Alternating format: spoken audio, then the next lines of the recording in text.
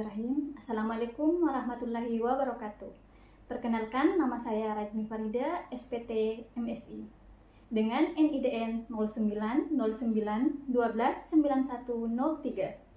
Saya merupakan salah satu dosen di Universitas Muhammadiyah Sinjai pada program studi peternakan, Fakultas Pertanian.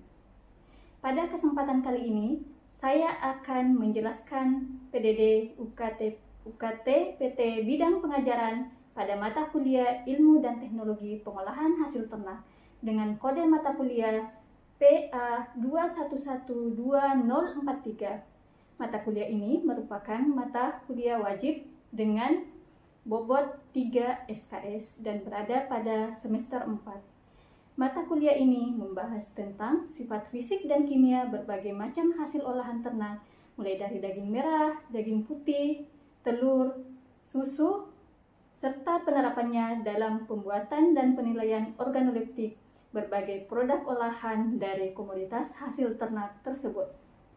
Adapun capaian pembelajaran lulusan mata kuliah ini, yaitu mahasiswa mampu memahami sifat fisik dan kimia berbagai macam hasil ternak, serta mampu menerapkan dan membuat hasil olahan, serta melakukan penilaian organoleptik berbagai produk olahan komoditas tersebut. Pada mata kuliah ini, materi yang disajikan mengacu pada capaian pembelajaran lulusan dan mata kuliah CPL Prodi terdiri dari sikap, pengetahuan, keterampilan umum, dan keterampilan khusus.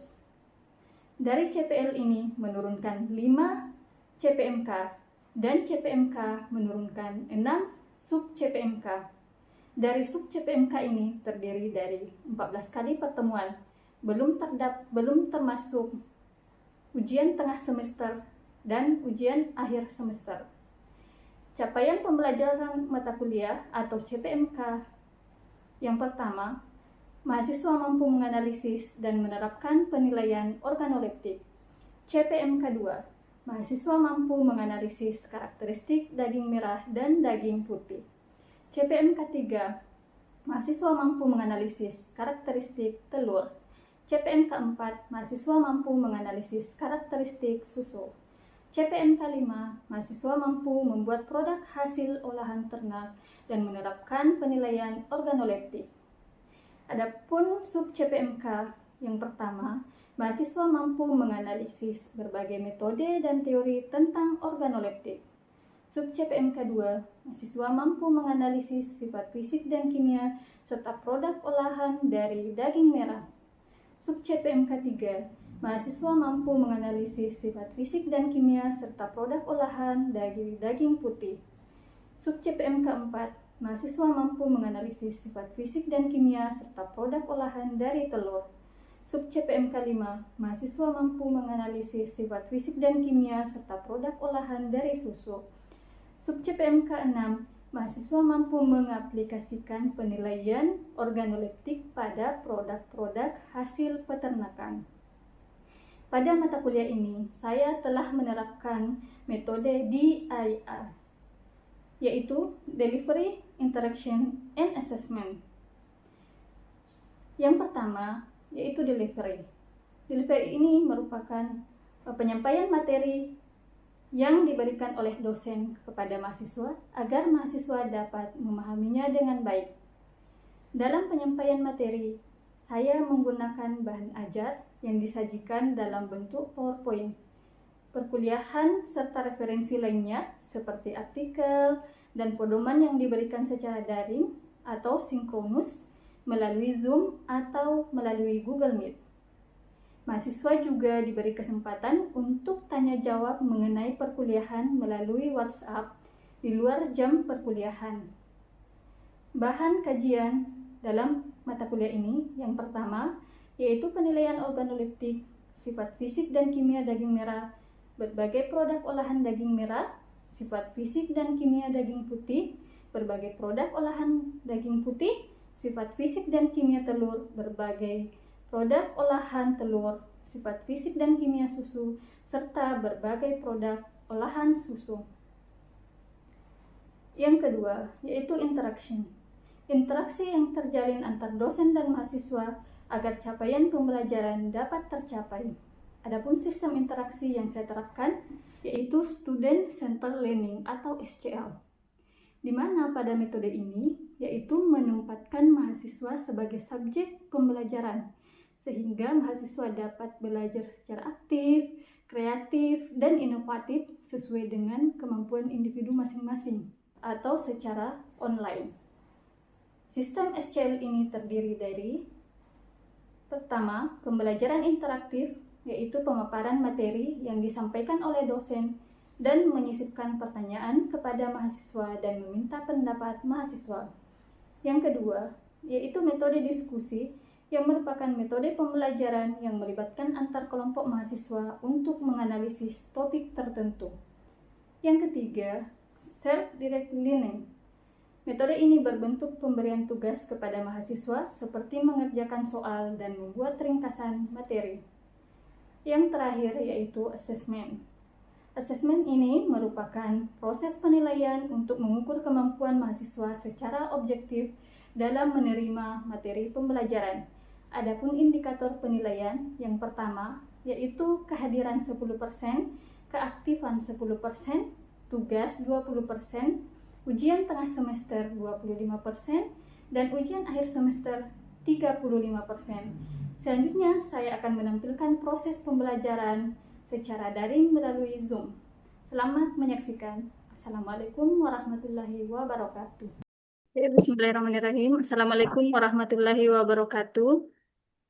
Waalaikumsalam warahmatullahi wabarakatuh. Alhamdulillah, pada hari ini kita masih sempat melaksanakan perkuliahannya, pertemuan ke-14. Jadi satu pertemuan lagi sebelum kita ujian final. Mudah-mudahan pada hari ini semuanya sehat ya. Baik, saya izin share Amin, Ibu. materi pada hari ini. Jadi kita akan membahas materi mengenai sifat fisik dan kimia susu. Sudah kelihatan slide-nya? Ya, Bu. Ya, Bu. Oke, baik, ini ya sifat fisik dan kimia susu. Nah, sebelum kita masuk membahas sifat fisik dan kimia susu, kita membahas dulu mengenai apa sih itu susu murni. Jadi susu murni adalah cairan yang berasal dari ambing yang sehat yang diperoleh dengan cara pemerahan yang benar. Ini tanpa menambah atau mengurangi sesuatu komponen bahan lain. Jadi itu yang susu murni ya.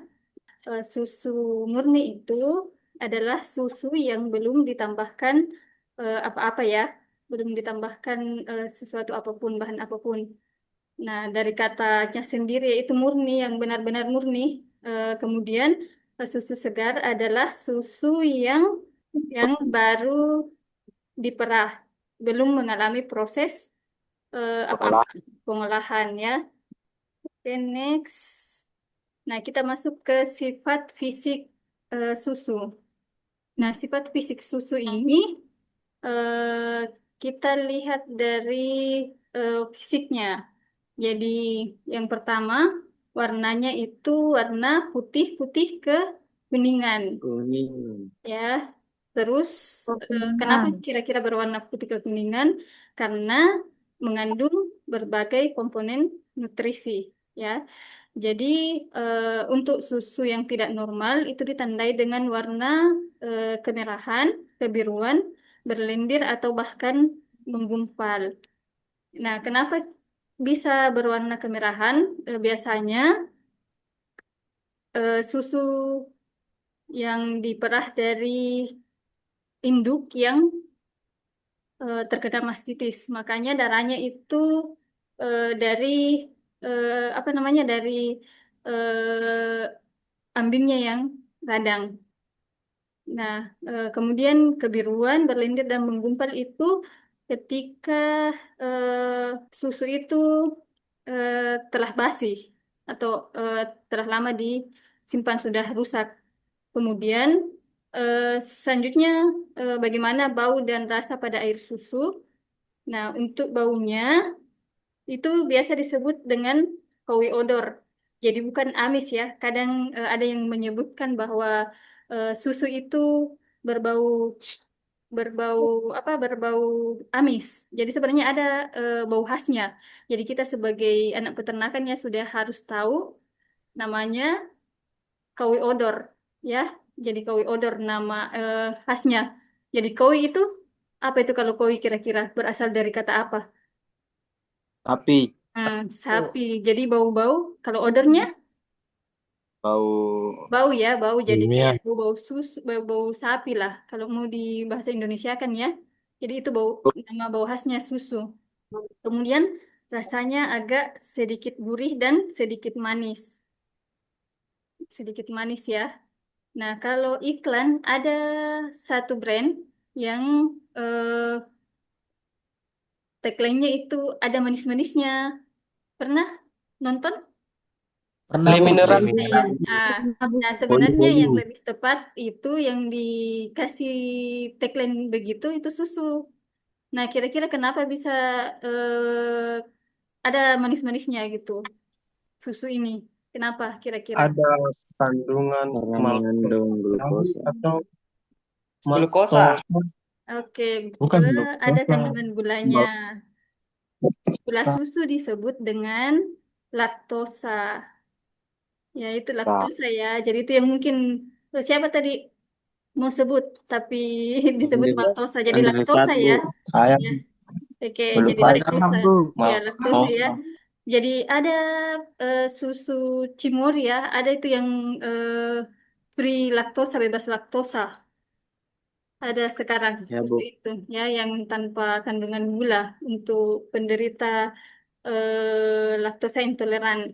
Oke, selanjutnya masih sifat fisik susu untuk berat jenisnya susu itu kalau diukur menggunakan laktodensimeter berat normalnya itu 1,028 sampai 1, terbalik maaf 1,023 sampai 1,028 berat jenisnya. Bu. Tapi tergantung dari variasi individunya. Nah, kalau berat jenisnya air itu eh, 1. Kenapa berat jenis susu lebih tinggi? Karena banyak kandungan-kandungan lainnya. Jadi hampir semua kandungan nutrisi yang ada pada susu itu ada semua maksudnya. Jadi hampir semua komponen nutrisi ada semua dalam susu. Nah, kemudian untuk keasamannya, keasaman susu ini atau pH-nya itu berkisar antara 6,6 sampai 6,7. Jadi kalau kurang artinya sudah basi, tapi kalau lebih bisa jadi susunya Ada berasal asam. dari sapi yang tidak sehat. Kriteria bagaimana sih kriteria air susu yang baik ini? Itu tentunya terbebas dari mikroba karena susu Lambat ini dari. sangat rentan tercemar oleh mikroba. Nah, kalau tercemar mikroba itu sudah gampang rusak. Kemudian bebas dari zat-zat yang berbahaya atau toksin. Jadi harus bebas dari hal-hal yang bersifat racun. Tentunya ya, apapun itu bukan bahkan bukan hanya susu. Kemudian tidak tercemar, memiliki rasa yang normal seperti kita jelaskan tadi. Nah, kalau apa lagi tadi? Kalau yang bau susu disebut apa? Dari kata sapi, kowi. Kalau bau bahasa Inggrisnya odor. Ya, Corn. kowi odor. Odor. Nah, kalau Deod. ya betul. Kalau rasanya bagaimana? Gurih dan Gurih. Gurih dan Gurih dan ada sedikit manis, manis-manisnya Bu. karena ada kandungan laktosanya. Sempurna. Jadi itu ya, itu yang harus Kayak diingat. ada Jadi itu susu manis-manisnya. yang normal. Kemudian tidak ditambahkan atau dikurangi bahan. Dalam hal ini bahan-bahan yang berbahaya ya. Nah, untuk apa namanya? Standar susu sapi segar ini diatur dalam SNI, ya, sudah ada standarnya. Jadi sudah ada berat jenisnya berapa, kadar lemaknya berapa, minimal 3, kadar proteinnya minimal 2,7. Ini khusus Ribu. untuk sapi ya. Kemudian cemarannya itu tidak boleh lebih dari ini 0,3. Sengnya tidak boleh 0,5. Nah, organoleptiknya, warna, aroma, rasa, dan kekentalan itu tidak boleh ada perubahan. Jadi harus seperti tadi yang kita sudah jelaskan tadi ya. Kemudian Oh, kotoran atau benda asing, pokoknya semua mikroba-mikroba itu harus sebisa mungkin negatif ya. oh. Oke, jadi ini standarnya ya, standar ini berdasarkan standar nasional Indonesia. Oke, selanjutnya ada penyimpangan mutu susu karena pemalsuan susu. Jadi susu juga ada palsunya. Kira-kira kenapa susu itu bisa dipalsukan? Apa kira-kira tujuan pemalsuan susu ini? Karena Nah, lebih murah kadang susu palsu, Bu. kadang dicampur dengan air, kadang dicampur dengan susu skim, kadang campur dengan santan. Ya, jadi itu tujuannya untuk menambah volumenya. Jadi kalau kayak ada peternak-peternak yang nakal ya, yang mau menambah volumenya untuk menaikkan keuntungan Penghasilan. peternak atau penjual ya. Jadi kita sebagai orang peternakan terutama di bidang teknologi hasil ternak yang apa namanya, kita harus tahu ya ini kalau misalkan bagaimana itu susu kalau dicampur dengan air. Jadi itu sudah kita eh, sebutkan sebelumnya berat jenisnya berapa. Jadi kalau berat jenisnya di bawah 1 atau pas 1 itu bisa jadi ditambahkan dengan air. Jadi Air. caranya mengetahui berat jenis susu itu ada alat namanya laktodensimeter. Kemudian titik bekunya naik, jadi cepat mendidih. Kemudian kadar lemak dan bahan keringnya turun. Kemudian kalau pencampuran dengan skim milk, tahu susu skim? Susu yang ditambahkan warna, Bu. Susu skim itu ya susu yang rendah lemaknya, Yang yang dikeringkan, Bu. biasa eh, apa dikonsumsi oleh orang-orang diet ya, orang-orang mau nggak mau Ya, gemuk Bu. minum susu.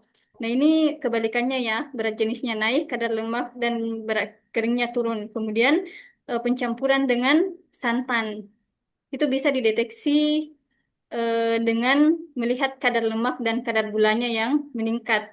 Kemudian pencampuran dengan tajin atau pati. Kadang juga dicampur dengan air tajin. Tajin, tahu tajin? Ibu, Tajin, Air air cuci yang beras, tajin. Bu. Ya, Air, pencucian, air air cuci yang pencucian beras, Bu. beras ya, air tajin dan Bisa pati merah, itu Bu. eh, bis, bisa diuji yodium. Mungkin pernah lihat yodium ya. Kalau ditetesi Ya, Bu. yodium itu akan berubah menjadi warna ungu atau biru. Kalau misalkan susu ditetesi yodium itu kalau berubah warna menjadi ungu atau apa? Ungu atau biru, kemungkinan besar itu ditambahkan dengan eh, air tajin. Nah, kadang juga majikan. ada penjual susu kambing yang mencampur dengan Iya. susu sapi supaya volumenya banyak. Itu termasuk pemalsuan semua. Kemudian selanjutnya ada pencampuran dengan susu kental. Itu bisa dideteksi dengan uji resosin namanya atau HCl. Kemudian kita masuk ke bentuk-bentuk pemasaran air susu. Nah, susu ini bisa dijual dalam bentuk susu segar ya. Jadi bisa dijual dalam bentuk susu segar. Jadi setelah diperah itu bisa langsung dijual. Tahu sekarang berapa harga susu segar? 10.000 per liter, Bu. Sudah pernah ada Sepuluh yang ribu, Bu. pernah minum susu segarnya? Ya, Bu. Oke Bu. ya. Kemudian ada susu pasteurisasi. Nah, pasteurisasi ini adalah susu segar atau susu rekonstitusi atau susu rekombinasi yang telah mengalami proses pemanasan. Ya, Ibu, jadi sudah dipanaskan. Tujuannya untuk memperpanjang daya simpannya. Oke, selanjutnya ada whole milk atau susu ini sebenarnya hampir sama dengan susu segar yang kandungan lemaknya sesuai standar. kurang lebih 3,25%, ya. Kemudian kandungan padatannya itu sekitar 8,25%. Kemudian ada susu skim. Ini tadi ya, susu rendah lemak. Jadi biasanya dikonsumsi oleh orang-orang atau biasanya cewek-cewek ini yang tidak mau gemuk. Biasanya minum susu skim. Nah, kemudian Yogurt ada culeng. Oke, kemudian ada fortified milk. Nah, fortified milk ini adalah susu yang ditambahkan dengan kandungan-kandungan tertentu, misalkan susu formula ya untuk bayi atau susu nenek-nenek. Pernah yang biasa dikonsumsi oleh nenek-nenek? Ada yang pernah Anlin, Bu. Anlin. Unlane, Nanti, Bu. Unlane. Ada susu yang untuk masa pertumbuhan juga Unlane. Itu semua namanya susu fortified, susu formula, susu tinggi kalsium, ya itu semua susu fortified milk. Kemudian susu kental. Nah, kira-kira kenapa saya kasih tanda tanya di sini di slide ini? Apa kira-kira yang jadi pertanyaan? Kenapa di susu kental? Apa Bukan itu susu susu, kental? Bu. Hmm. Jadi Wih, sebenarnya susu kental Lebih itu tinggi kandungan tidak gulanya, layak Bu. disebut dengan susu. susu. Tapi karena sudah turun-temurun Susu. mungkin dari kita kecil ya dari nenek-nenek kita sudah disebut susu kental, jadi disebut susu. Kira-kira kenapa ini? Kenapa tidak layak disebut susu? Kira-kira kenapa?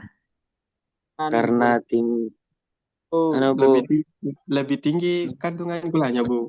Ya, betul sekali. Bagus ya, lebih tinggi kandungan gulanya Gula. dibandingkan dengan kandungan susunya. Itu Susunya. pun susu yang ditambahkan, itu susu sisa-sisa, apa namanya, sisa-sisa yang tidak masuk ke perusahaan atau yang rendah nutrisinya. Jadi sebenarnya bukan susu sih, ya, jadi lebih tepatnya itu gula yang ditambahkan dengan susu Susu. ya. Jadi cocoknya ini memang eh, tidak layak ya diminum tiap hari karena bisa menyebabkan diabetes ya, penyakit gula.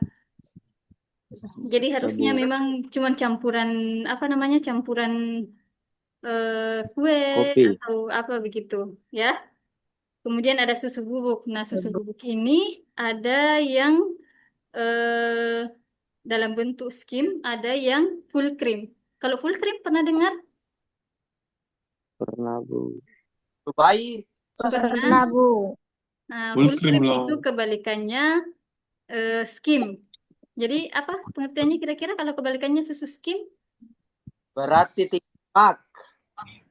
Berarti tinggi lemaknya. Kalau skim rendah lemak. Kalau full cream biasa kalau kita ke supermarket ya, kita lihat susu eh, full cream berbagai merek. Ya, Bu. Itu artinya susu yang tinggi lemaknya. Jadi kalau yang mau gemuk, yang butuh masih butuh nutrisi lemak itu bagusnya minum susu full cream Full cream. ya. Krim. Oke. Kemudian selanjutnya kita masuk ke ini pengolahan susu. Nah, mungkin yang pertama ini es krim sudah ini suka kayaknya semua ya dan sudah Ya, pernah Bu. semua ya pastinya. Nah, itu terbuat dari susu kebanyakan.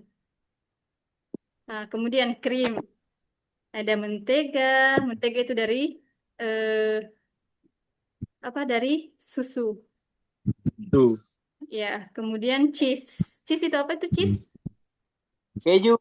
Hmm, Keju. keju itu terbuat dari susu semua. Kemudian yogurt. Ada yang belum pernah minum yogurt? Pernah, Sudah Bu. semua, Bu. Pernah ya. Tuh. Jadi merek apa yang ada di pasaran itu? Nggak pernah, Bu. Cimori. Cimori, Oh, ada. Yakult. Nah, itu susu fermentasi ya.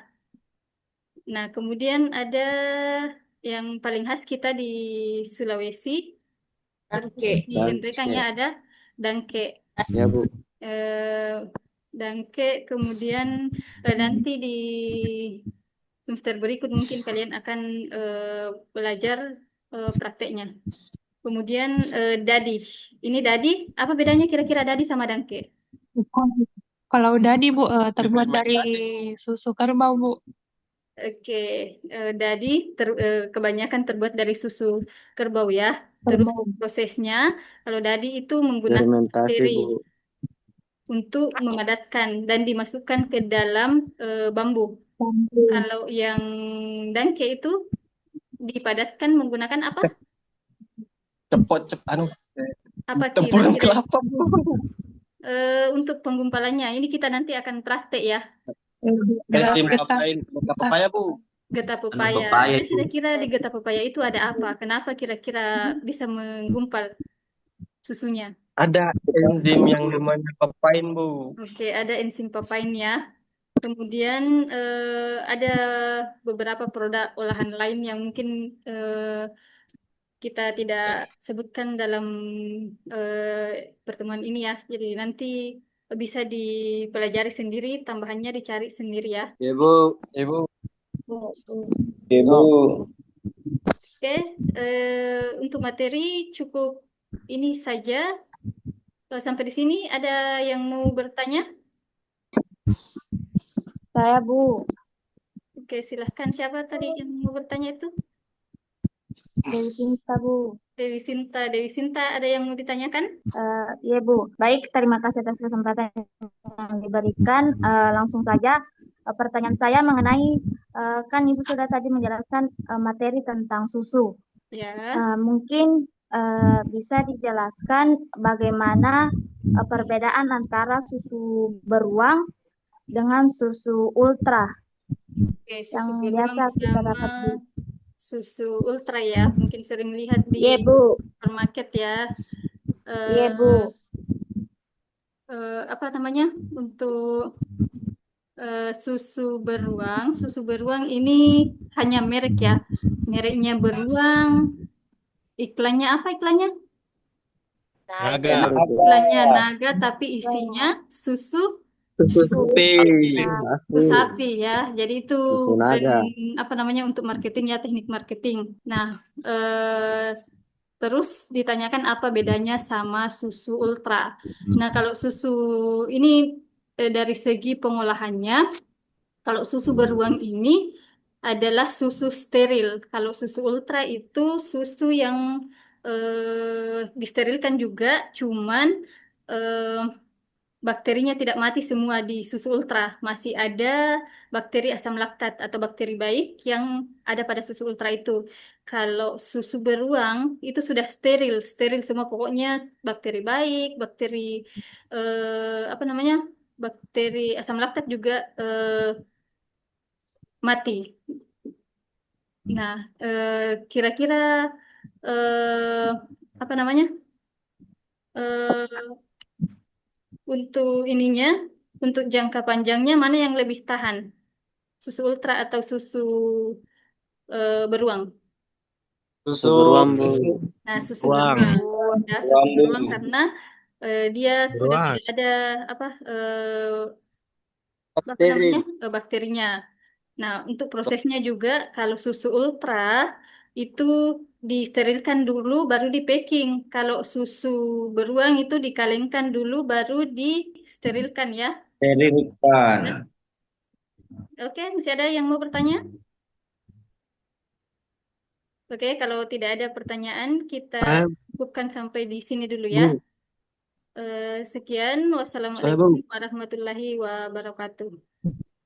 Waalaikumsalam warahmatullahi wabarakatuh. Oke, mudah-mudahan ilmu hari ini bermanfaat ya.